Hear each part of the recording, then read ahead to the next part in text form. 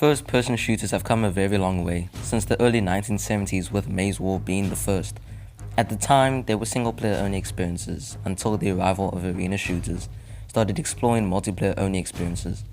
This time on, FPS games started having single-player campaigns and multiplayer modes all in one. Call of Duty, which was one of the first FPS games to have a big-budget story mode with entertaining set pieces and decent narrative, alongside a multiplayer mode. Battlefield 5 also started having cinematic-like campaigns while returning with its multiplayer. But now, if we look at current FPS games or just FPS games of the last decade, single-player campaigns have been lacking in terms of gameplay depth and variety. So today, I want to talk about some of the things that FPS campaigns often lack. Now the games I'll be mostly talking about is Battlefield, Call of Duty, Medal of Honor, and Call of Warriors. The first is gameplay variety. Games like Call of Duty went through many changes to freshen up the narrative and new gameplay. But to be honest, every Call of Duty campaign's gameplay is the same thing every year, with only a few additions like wall running, jetpacks or thrusters, as well as combat sliding. Call of Duty kind of does a poor job introducing new gameplay mechanics. Sometimes, or most times, they don't. Battlefield and Medal of Honor suffer from this too. Call of Warriors, on the other hand, does a decent job bringing in new mechanics that might change the game a bit. If you take a look at games such as Titanfall 2 or even Doom, when they give you a new gameplay mechanic, it's often exciting as it changes the gameplay and adds more variety to each or most of the levels. Call of Duty and Battlefield only introduce new guns which are generic and add nothing to the gameplay. Modern Warfare 2019 added some unique gameplay moments which was refreshing. What are gameplay design pillars? They are basically ways to filter the game direction, designing the levels to suit different gameplay mechanics. Take Titanfall 2, it has 3 gameplay design pillars: platforming, combat, and platforming puzzles. Call of Duty, Battlefield, Medal of Honor, and Call of Warriors only contain one gameplay pillar: combat. Every mission often goes like, shoot bad guys, follow somebody or the objective marker, shoot more bad guys, do the objective, follow the objective marker, shoot more bad guys, story moments, and then repeats every mission or level. Titanfall 2 is more like follow the objective marker, combat, platforming, combat, puzzle, platforming, combat, and follow the objective marker, and so on. And is often repeated in different orders, resulting in one of the best FPS campaigns of probably the last decade. FPS campaigns are mostly not really talked about or played much due to the lack of replay value, as well as minimal design pillars and sometimes forgettable narratives.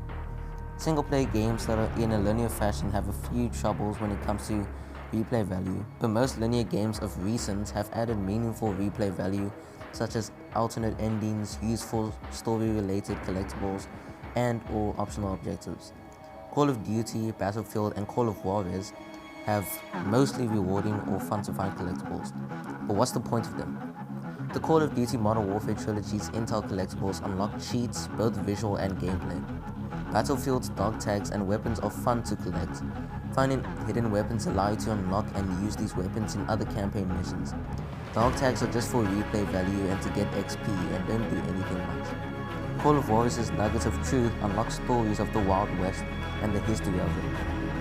Now honestly, the replay value in these games aren't bad, in fact mostly enjoyable. It's just that they are overlooked because there are things you have to find which can sometimes feel tedious or can just sometimes feel like a grind or a pain. Now I enjoy collecting collectibles, but honestly I prefer something like optional objectives, things that I can come back to that I might have missed, that are actually fun to do. For example, blow up all 3 statues, or try not to get detected, or kill the assassin via an environmental kill. Things like these that can slightly change the experience or encourage different ways of playing. I don't know, I just don't enjoy linear FPS campaigns like I used to. Everything is so repetitive in terms of gameplay, but still have mostly enjoyable narratives or stories. Now I just want to touch upon a few extra things I didn't talk about throughout the video, starting with Call of Duty Advanced Warfare. When it comes to design pillars, Advanced Warfare is pretty decent at changing up the gameplay and pacing. It had more than combat. In fact, it had a decent amount of platforming sections that I actually really adored. Black Ops 3 introduced wall running in the campaign, but barely made use of it. In fact, I think they only made use of it in 3 to 4 missions, but when they did make use of it, it mostly excelled. The time it really excelled was the chase sequence at the futuristic train station. To elaborate on Modern Warfare 2019's unique gameplay segment, it had moments where the guns were taken away from you. For example, a sequence where you direct a lady past a group of bad guys quietly through CCTV cameras. A mini boss fight where you play as a kid and try to kill a big bulky guy by hiding, moving, going in for the kill, basically outsmarting the guy. Moments like these change the gameplay variety quite a bit, making it more exciting when the combat starts again, instead of boring you with endless waves of enemies being thrown at you.